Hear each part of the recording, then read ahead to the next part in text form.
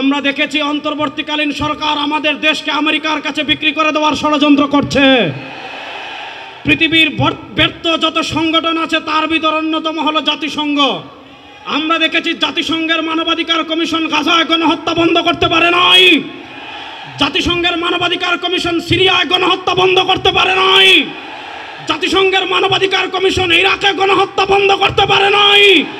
আমরা দেখেছি পৃথিবীর যুদ্ধ কবলিত যত রাষ্ট্র আছে সেই রাষ্ট্রগুলোতে জাতিসংঘ মানবাধিকার কমিশনারের নামে পশ্চিমা এজেন্ডা বাস্তবায়নের তারা চেষ্টা করে। ইন্টারিম গভর্নমেন্টকে আমরা স্পষ্ট ভাষায় বলতে চাই, বাংলাদেশে যদি জাতিসংঘের মানবাধিকারের কার্যালয়ের নামে পশ্চিমা এজেন্ডা বাস্তবায়ন করা হয় আবার যুদ্ধ হবে।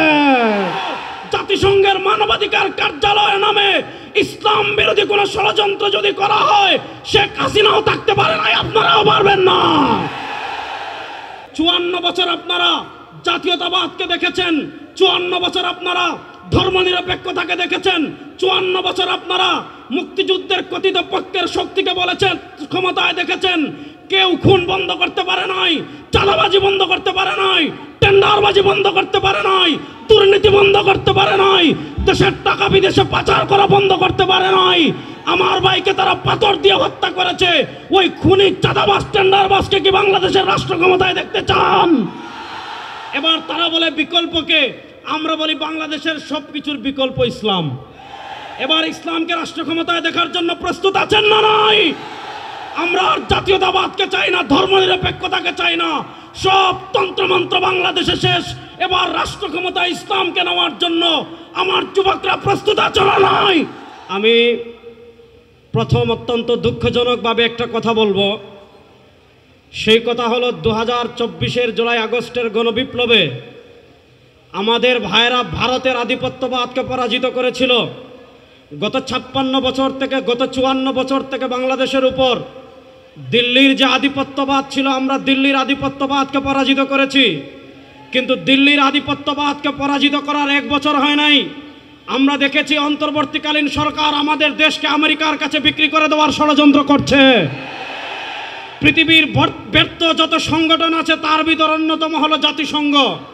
আমরা দেখেছি জাতিসংঘের মানবাধিকার কমিশন গাজায় গণহত্যা বন্ধ করতে পারে নাই।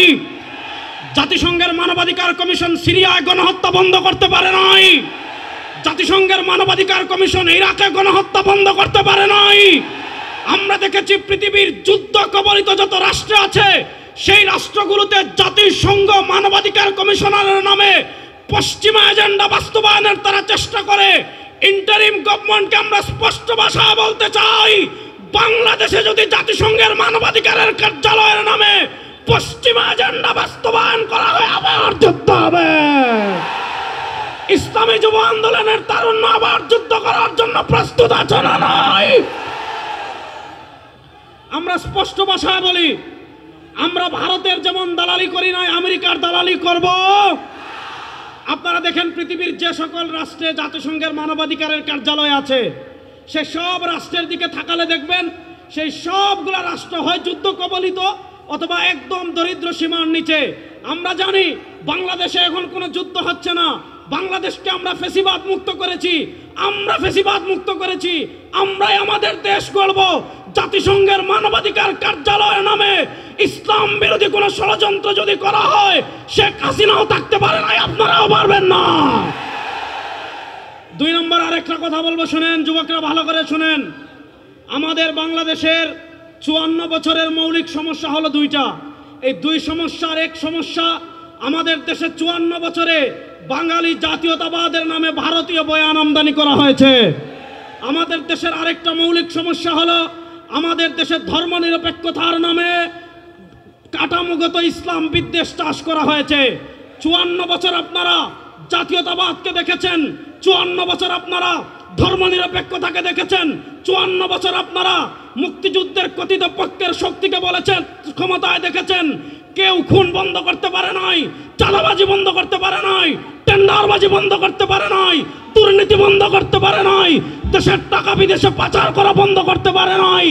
আমার ভাইকে তারা পাথর দিয়ে হত্যা করেছে। ওই খুনি চাঁদাবাজ টেন্ডারবাজকে কি বাংলাদেশের রাষ্ট্র ক্ষমতায় দেখতে চান?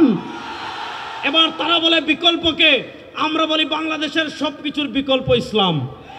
এবার ইসলামকে রাষ্ট্র ক্ষমতায় দেখার জন্য প্রস্তুত আছেন না নাই?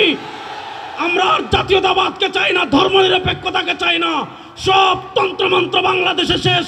এবার রাষ্ট্র ক্ষমতায় ইসলামকে নেওয়ার জন্য আমার যুবকরা প্রস্তুত আছে না নাই? এবার একটা স্লোগান দিয়ে সমাবেশ শেষ করব, তন্ত্রমন্ত্রের দিন শেষ, ইসলামের বাংলাদেশ। তন্ত্রমন্ত্রের দিন শেষ, ইসলামের বাংলাদেশ। তন্ত্রমন্ত্রের দিন শেষ, নারায়ে তাকবীর। সবাইকে ধন্যবাদ। আসসালামু আলাইকুম।